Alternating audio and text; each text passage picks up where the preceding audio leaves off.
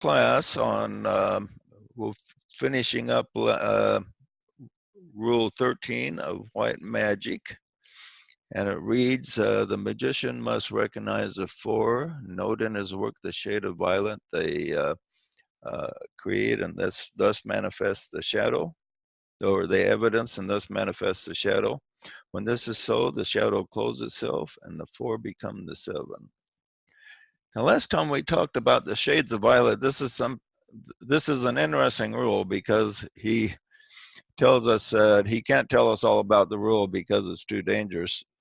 But so he talks around this rule a lot, but he doesn't directly explain a number of things. He doesn't tell us how to see the shades of violet or to work with them.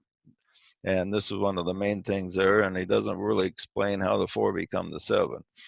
But but he did give us a hint. He gave us a hint that he tells us definitely the four shades of violet are connected with the four higher ethers.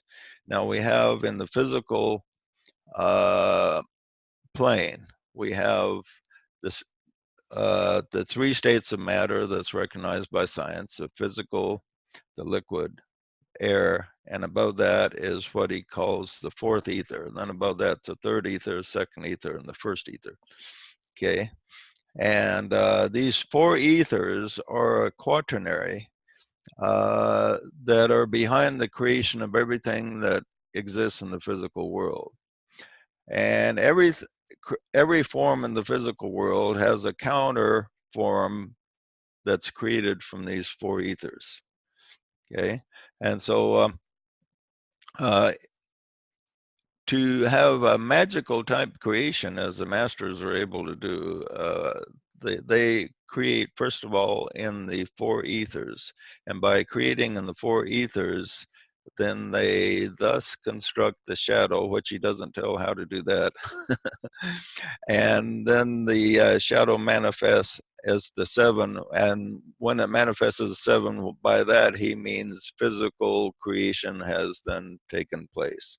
You have all the elements of solid, liquid, air, and the four ethers all manifesting, creating the seven. Okay.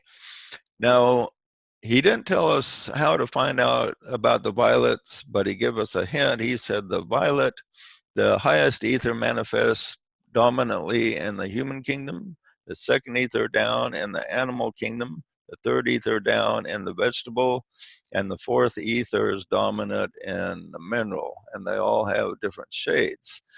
So last week I had everyone see if they could see the violet in their own bodies.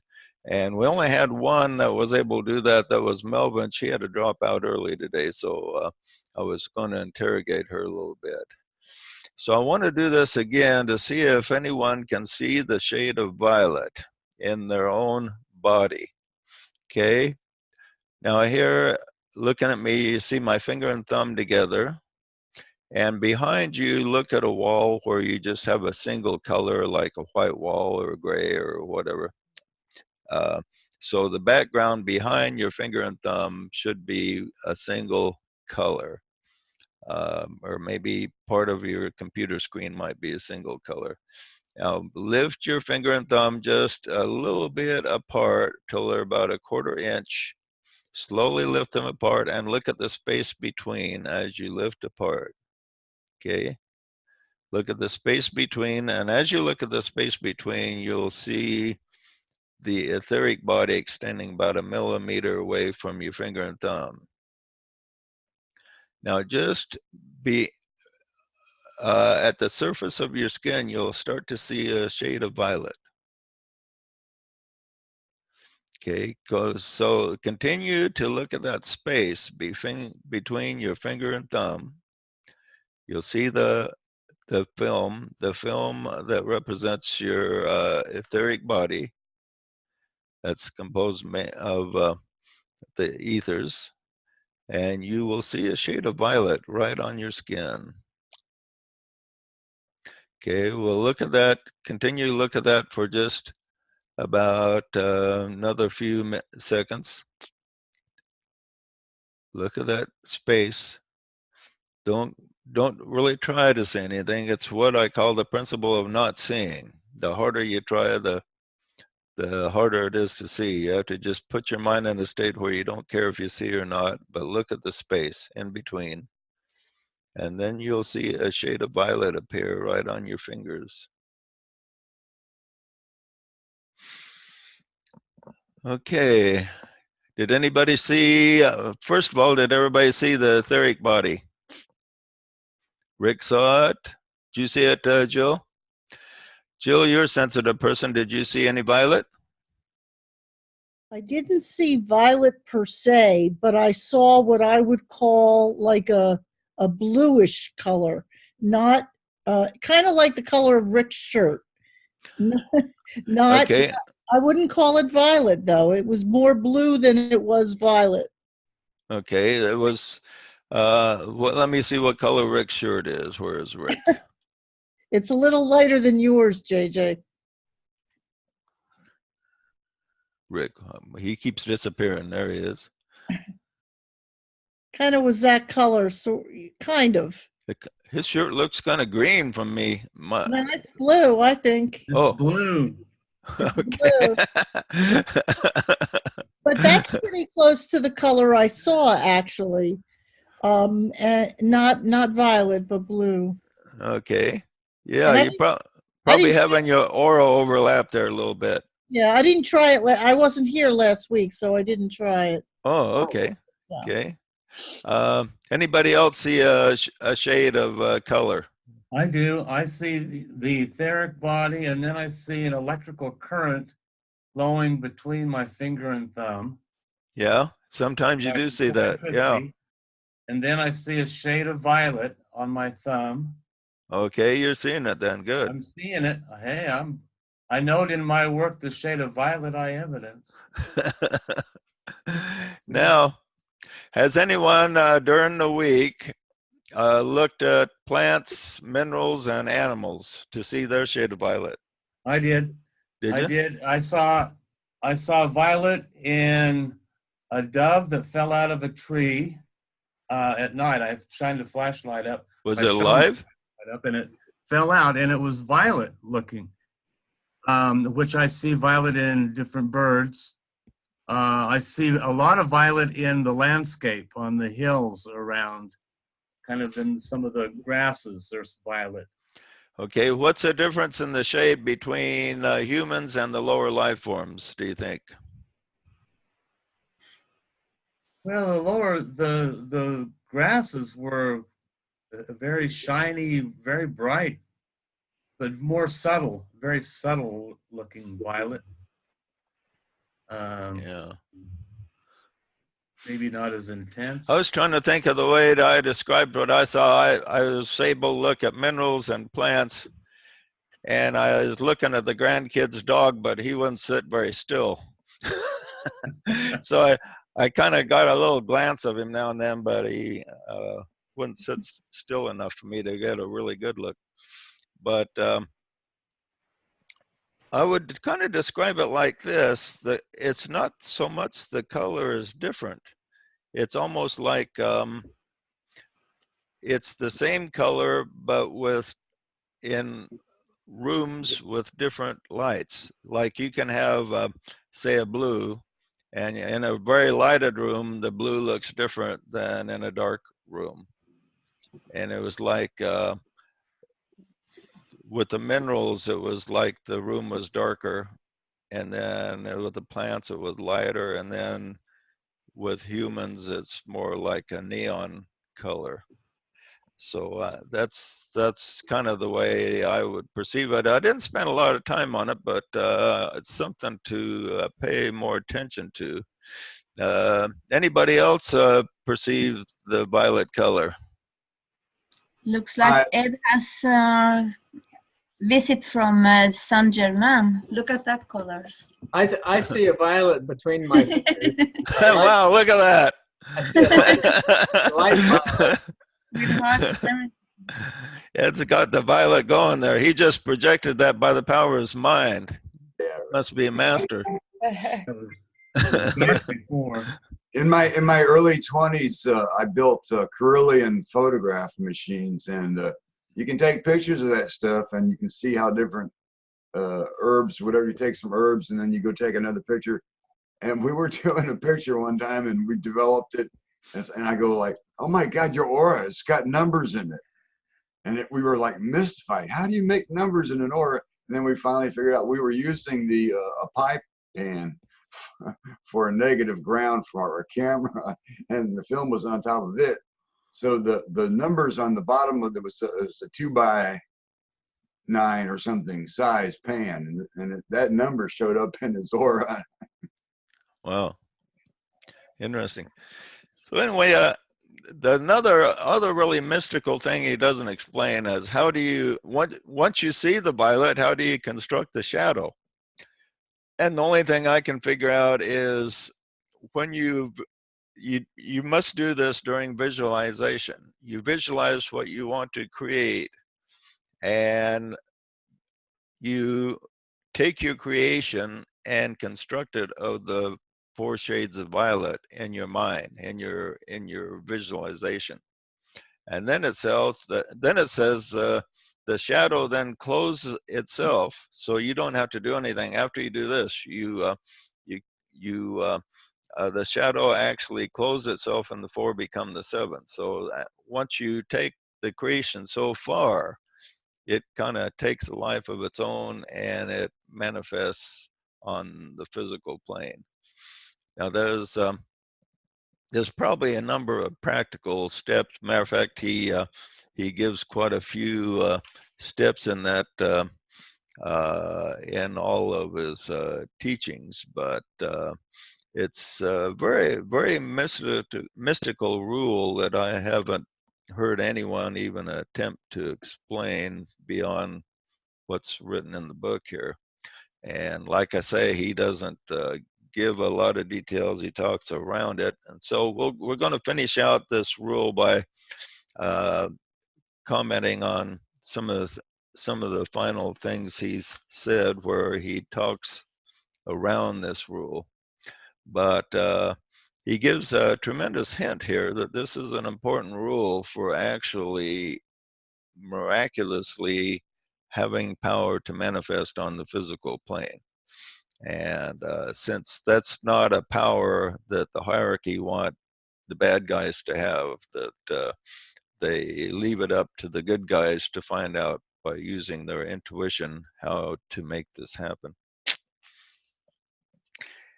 He says the laws of thought and of creation and the entire creative work is carried forward on the etheric level.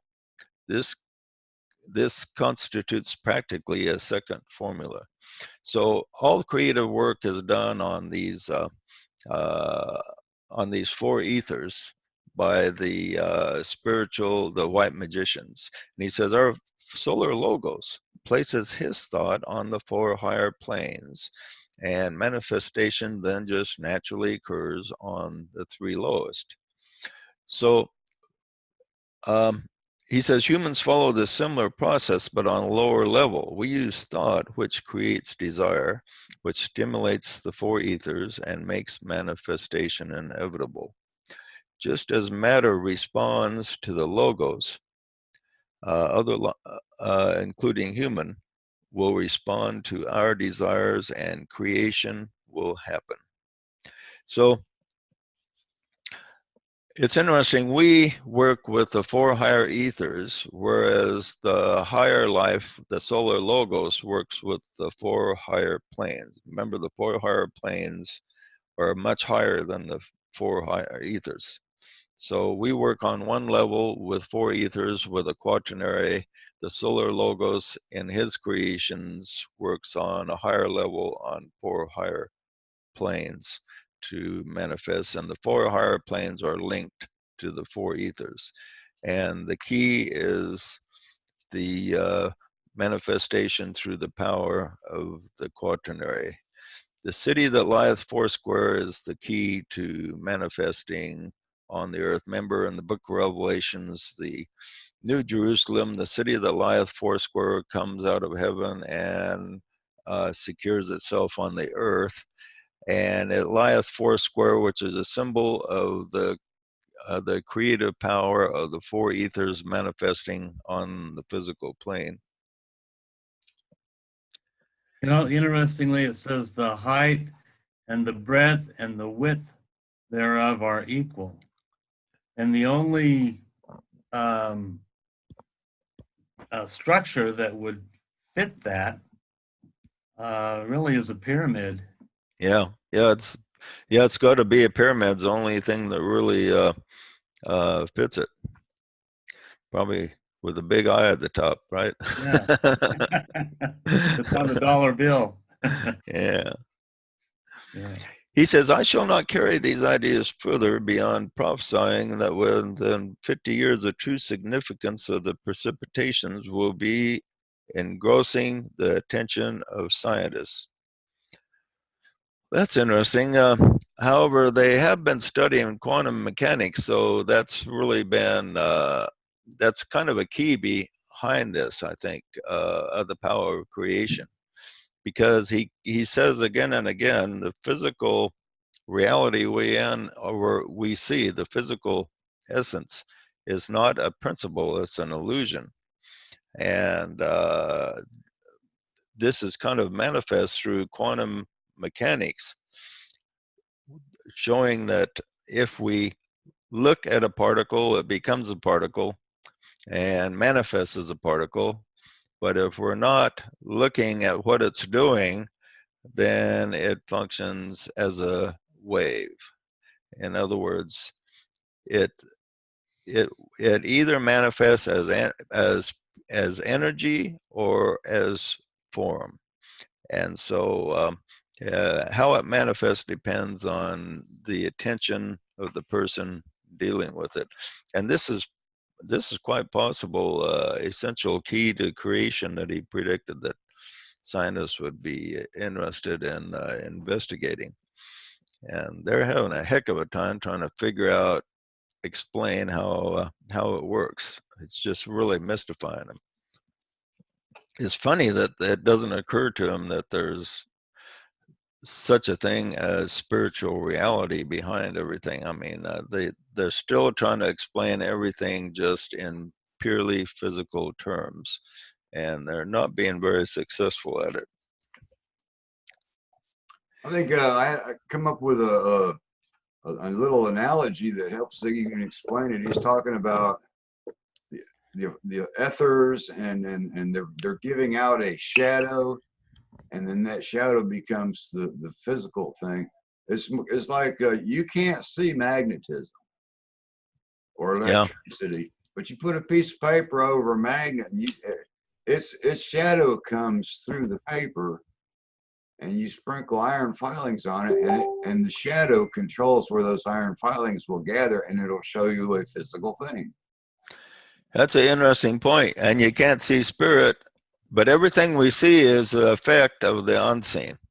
Mm-hmm. But everything we see isn't really the reality, which is the interesting part, but it's the effect of the reality. The evidence. Yeah, so Curtis there isn't really there right now, but his effect is here.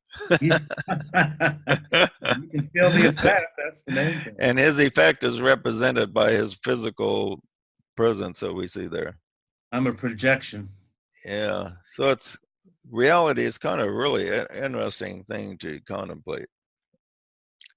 He says the subject of manifesting can be approached in two ways. Number one, he says, study the objective world, especially a person's own body, realizing his thought produced it and will persist until he takes his eye away. So your body is going to persist until you take your attention off of your body.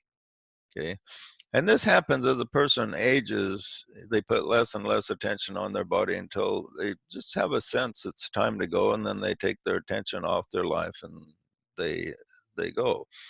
But when the person puts his attention on his life, he is able to sustain it for a much longer period of time.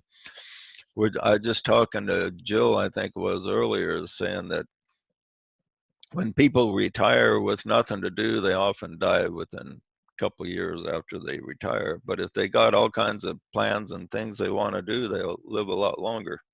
So that goes along with his statement here that our body persists until our eye is taken off of it.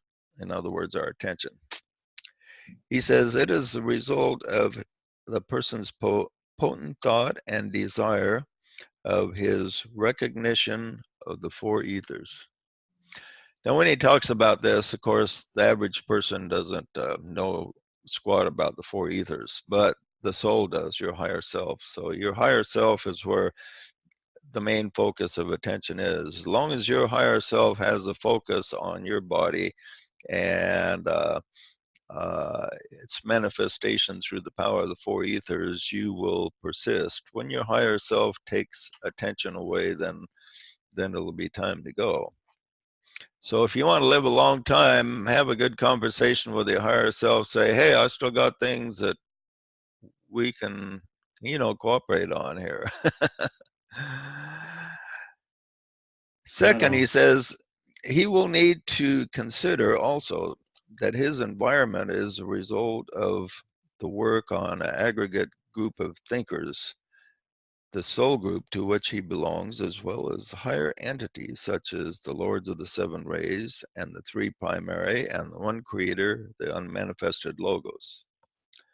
Now, each of us has a soul group, and soul groups are different sizes. And oftentimes members of your soul group will incarnate in the same family that you do or be your close friends in life. And some of your soul group is in incarnation, some of it's out of incarnation. But the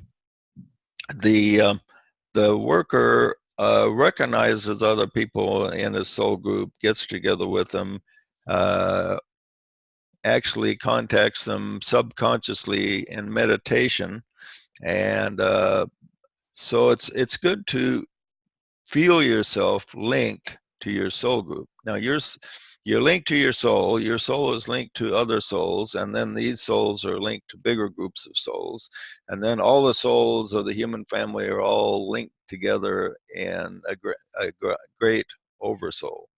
And so there's a oneness principle that operates through all the human kingdom. And the first step is for the individual to get in tune with his own soul. And then he can further his power of creation by tuning in to other people in his soul group. It's quite possible Curtis is in my soul group since we've had a number of lifetimes together, and he keeps showing up in my surroundings and life after life. So quite possible he's in my soul group. But we got interlinked karma and yeah, dharma. Yeah. Dharma. So it's quite possible a number of other people are, but we're all linked. Probably all of us here that are here right now are linked pretty closely in various soul groups, because your soul group will be linked to other soul groups on a similar vibration. And like say, there's a universal linkage occurs on the higher levels.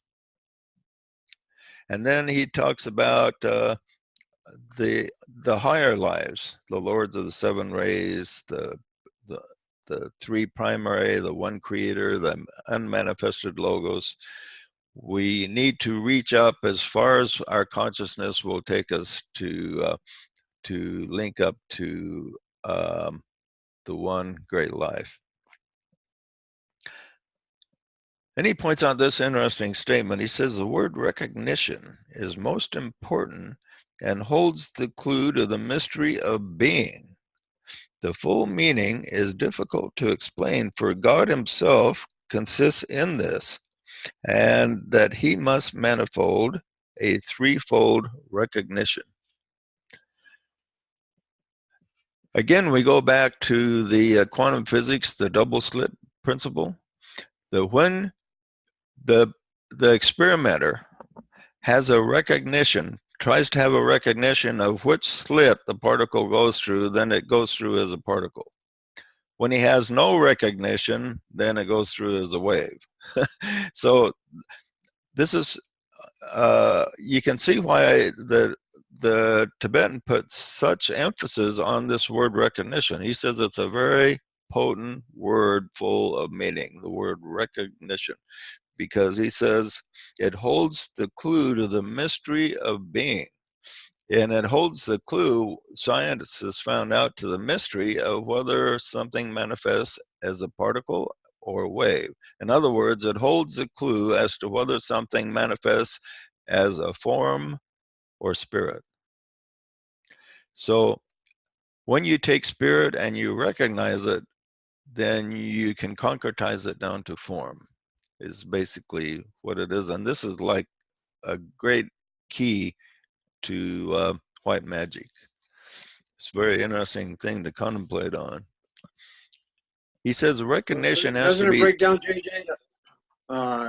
Does that basically break down the energy follows thought? If you Yeah. give thought to you recognize Right, it, energy and follows thought, and then thought creates recognition. Recognition creates form. So it's very interesting key there that quantum science is really helping us to explain. And like I say, what I think is almost funny about it is the scientists are in a quandary themselves as to explaining it. They don't. They have all kinds of theories about how this works, but nobody knows for sure. I shared a link with the Blue Triad group of Lawrence Krauss. He's one of my favorite quantum scientists. It's a nice little hour-long discussion he has called A Universe from Nothing, if you guys want to check it out.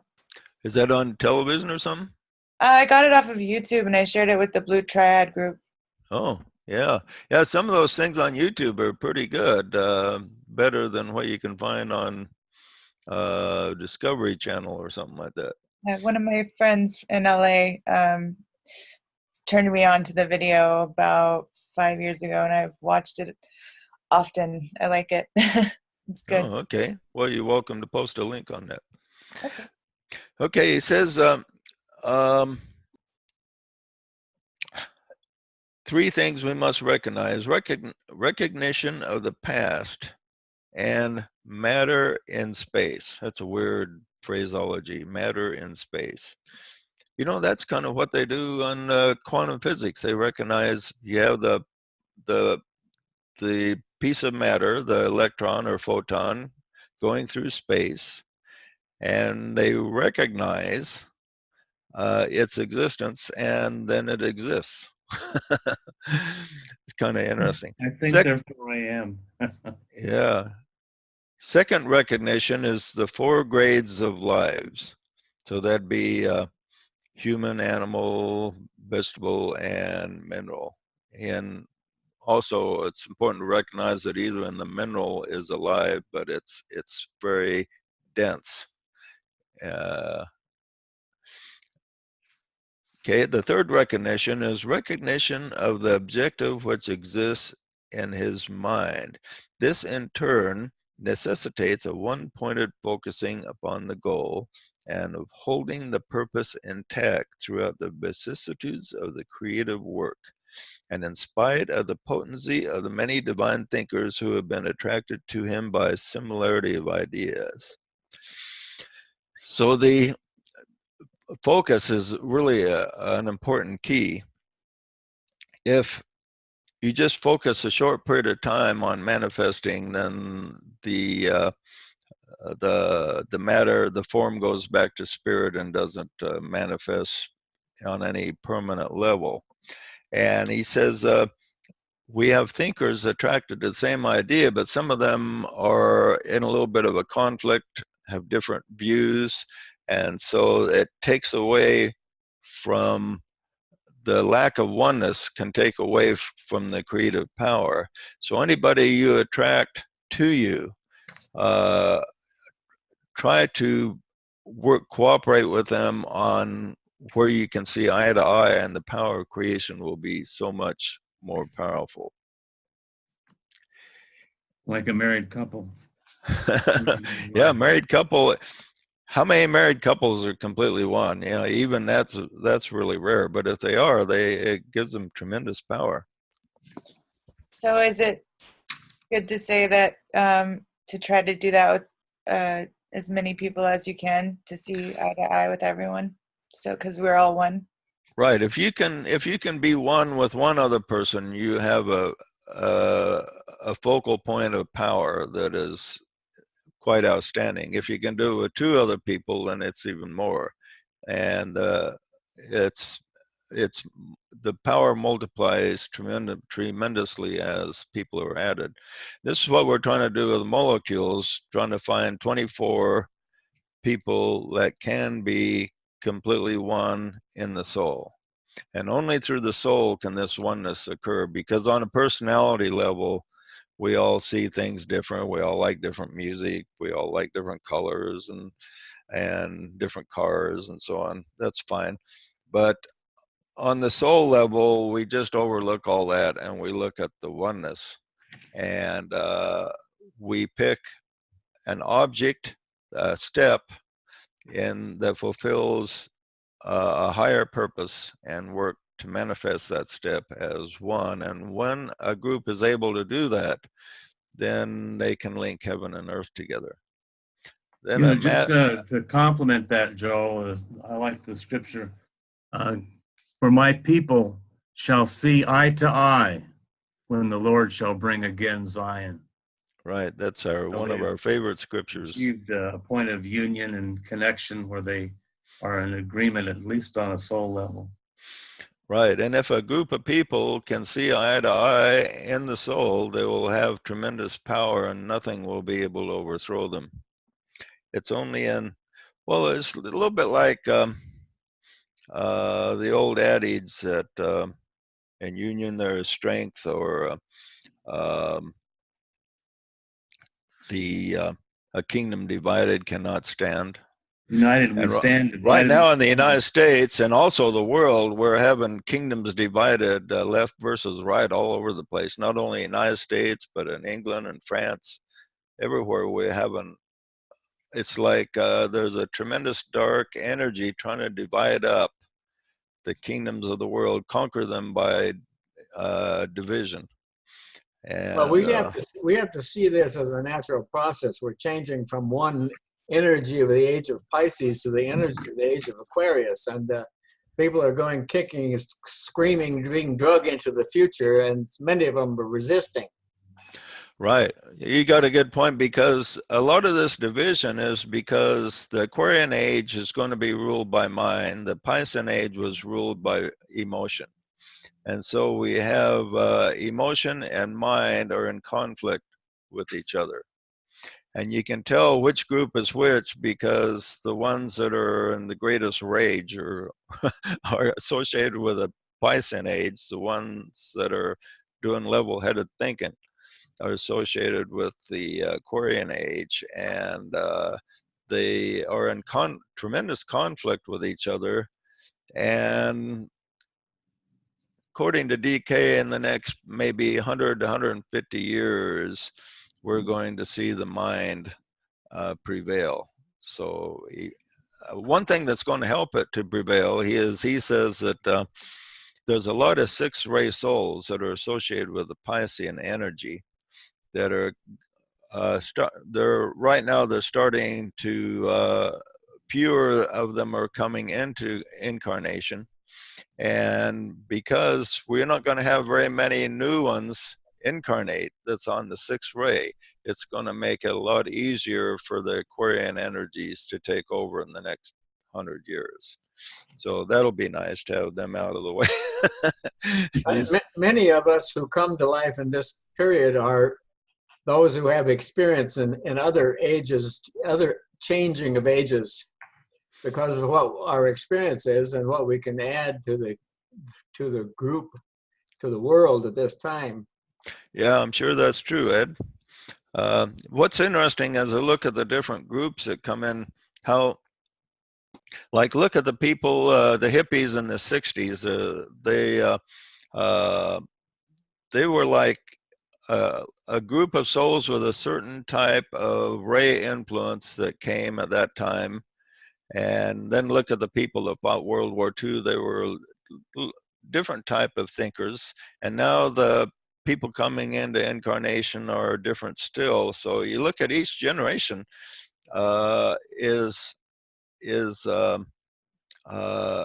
just a little bit different type of soul comes into incarnation in each generation. It's not like the same, exactly same type of people come in with each age.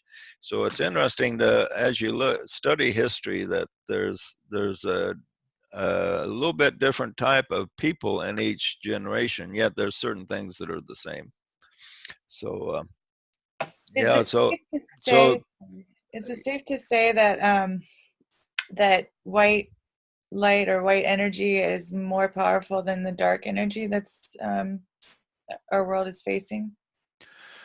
well, here's what we're told about that, is that when we're working on the physical plane, the dark energy is actually more powerful.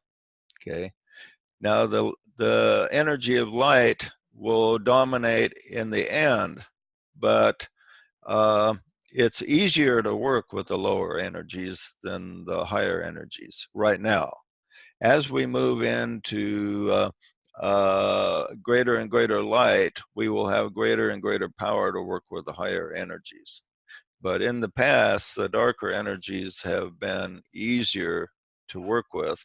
So somebody like Hitler comes along, he's able to get a lot of things together quickly and create a lot of problem quickly, because these dark energies are actually easier to work with. And so it took a lot of prodding to get the nations together to take care of the problems that he created. But fortunately, we were able to do it. And that was, World War II was kind of a turning point between light and dark. If we keep our focus in the right direction, if humanity does this, then we can create a dominance of light over dark. The light over dark dominates in the end, always, but not always in the middle. Well, hopefully my generation can step it up. Yeah, let's hope so. What's interesting about this is everybody always thinks the young generation's going to hell in a handbasket for different reasons. But when I was a kid, all the older people thought the Beatles and Elvis, even Elvis Presley, they thought was from the devil. You know, so they thought everything we were doing was from the devil. And nowadays Elvis is thought of as really harmless. You know, it's easy to dislike the things you don't understand. Yeah. Incidentally, Rachel is an Aquarius. So, is she? Well, good. I'm an Aquarius too, Rachel. I did my part today to bring in Aquarius. Yeah, what day were you born on? February 3rd, 1987. Oh, I was born February 6th, so we're pretty close. Oh, cool. And my daughter, Rachel, was born February 5th. Oh, nice. Real close. That's awesome. We're all having a birthday soon. Yeah, that's true. He says, you are a creation of your higher self, and its thought is sustaining you as you evolve into a workable instrument. The way he words things is kind of funny, calling us a workable instrument. He says, groups can be powerful creations to manifest the soul and the power of recognition. If a group could appreciate the power of this fact and recognize its opportunity, it could be use focused attention to create the spiritual objective, perform miracles in a salvaging world. He says, I would appeal to all here who read these words to reconsecrate themselves and to recognize the opportunity they have of a united effort towards world usefulness. Okay, so if a group can appreciate this power of recognition, then he says they can have tremendous power. And so we're a group here, we probably maybe ought to contemplate the word recognition during this next week and think of how we as a group can recognize something that's good and desirable and help to bring it into reality. He says principles to bring about individual or group purpose are three things. He says power, detachment, and non-criticism. He says the full meanings of simple words like this is often overlooked. And he makes this comment a number of times in his writing. When he writes about something that's simple, he says, this sounds simple, and I know you like some of the mystical details I give sometimes that really get your brain going. But he says some of the most profound things are really the simplest. And he says they're overlooked because they are simple. He says, so don't overlook something just because it seems like easy to understand. Okay. So principles to bring about individual group purpose. Well, power, that seems logical. Detachment, yeah. Every searcher knows he's supposed to be detached. And non-criticism, yeah. Everybody knows you're not supposed to be overly critical, but do we really apply these things is what he's telling us. He starts here with power. Power, he says, is dependent for expression on two factors. First, a singleness of purpose, and second, a lack of impediments. Okay, so a singleness of purpose. Everyone wants power, but you don't have power until you get a singleness of purpose. As we talked about last time, the thing that dissipates power more than anything is having too many ideas. We talked about the Forrest Gump principle. Forrest Gump was able to achieve a lot more than people more intelligent than him because he had a singleness of purpose. Once he got an idea in his head, he focused on that idea and nothing else, and he made it happen. Whereas a very intelligent person is full of ideas and has so many ideas that he can't focus on one of them and often doesn't get anything done, whereas the Forrest Gump guy succeeds where the really smart guy might fail, just because of that singleness of purpose.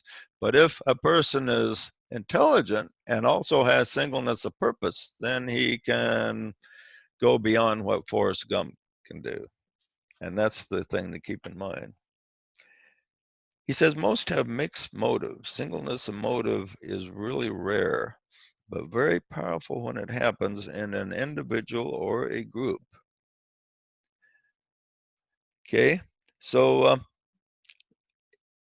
just imagine, just think of, go back to Forrest Gump again. Think of what he was able to do when he got an idea in his mind. Okay, and he wasn't very smart. But think if intelligent people got together, not just themselves, but a group of intelligent people, and they all had the same focus on the same idea. Think of how powerful that would be. And then he says, if thine eye be single, he quotes Jesus here, thy whole body shall be full of light. By making your eye single, you can bring in light that can fill up your whole being and give you tremendous power to achieve. When that aspiration is strong enough, he is then urged to achieve the capacity to hold his mind steady in the light. When he can do this, he will achieve power and possess that single eye, which will redound to the glory of the indwelling divinity. Before, however, he has mastered this process of development, he may not be trusted with power. Okay. So the hierarchy, the masters, the Christ, not going to trust us with power until we can hold our mind steady in the light.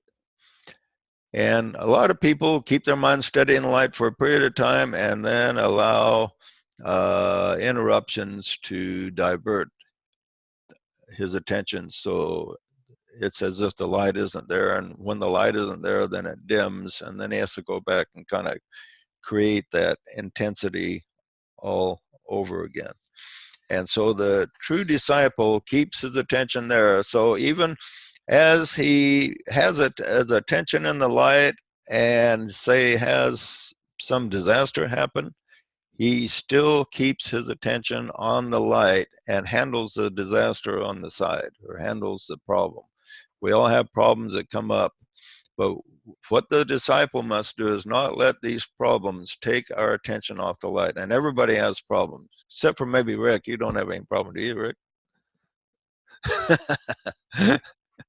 but we, yeah, the truth is we all have problems that show up every now and then. So if I don't have problems, I figure out ways to create them. yeah, that's typical of us. You know, if we don't have a problem, we'll say, well, there must be some problem. I don't have a problem, so I got to create one. So we do create a lot of problems for ourselves. But when these problems surface, the disciple must put extra attention, keep his focus attention, so his attention is not taken off the inner light and where it is leading him. If it's leading him a certain direction, it doesn't matter what happens. If you lose some money or have a relationship problem or whatever, don't let that take your focus off that inner light. To be trusted, the disciple must learn to focus on the light and cooperate with divine purpose. He faces all kinds of impediments, and but he must always look at the solution. And the solution is to develop that power of persistence.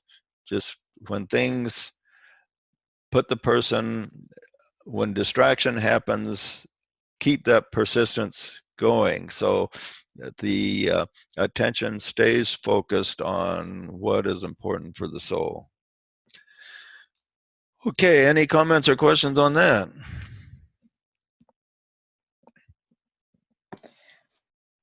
I guess in meditation they call it monkey brain or monkey mind when you can't focus on one thing. Does anyone else? Yeah, that's the whole purpose of a lot of the meditation classes. They have you focus maybe on an object or identify with something, and it's all geared around teaching the seeker to focus and not let things distract his attention. And there's nothing more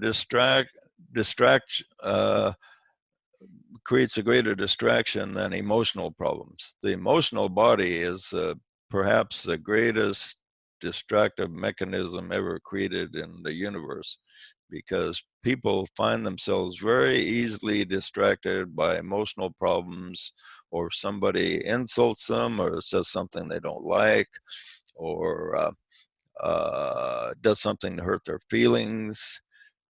This can oftentimes completely take their focus away from the inner light. And this the disciple must master. So it doesn't matter what happens to your emotional body. And the key to handling this is to not identify with your emotions, but see your emotional body as separate from yourself. And when I get angry, what I do is I sit back and say, well, my little emotional body's feeling a little angry right now. Let me give it time to just settle down. And so I see it as a separate entity, you know. And so that's not me. This is just something I'm dealing with that I just have to let the fires go down, and then I can get back to normal here. And so all of us have emotional bodies and we have to deal with them, but the key is to not identify with it and not let it distract the real you from having the focus that you need. Okay, any other comments or questions before we wrap it up here?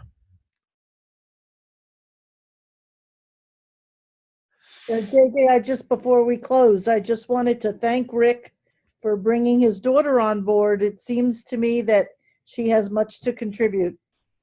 Yeah, she seems like a really sweet little gal. Nice to meet you, Rachel. Nice to meet you as well, Jill, and everyone here. Yeah, great to have you on board, and glad Rick finally has a good partner here. Thank you. Okay. Well, we're just about done with Rule 13. We'll wrap that up next week for sure. And it's an interesting rule. And we're getting near the end, so we'll think about where to go after this. I'd just like to add that I'm glad to see that Eric has joined us for the first time. I hope he'll come back. And Eric's been a student, I would say, of mine for probably 3 or 4 years now, and I have high hopes for him, and I think this is really an excellent opportunity for him, and I hope everybody enjoys his presence here. Okay. And Well, he's brought his friend Kane, and I brought my friend Rocky. oh yeah. Okay. Well, appreciate everybody showing up, and appreciate you guys, all the regulars that show up every week, and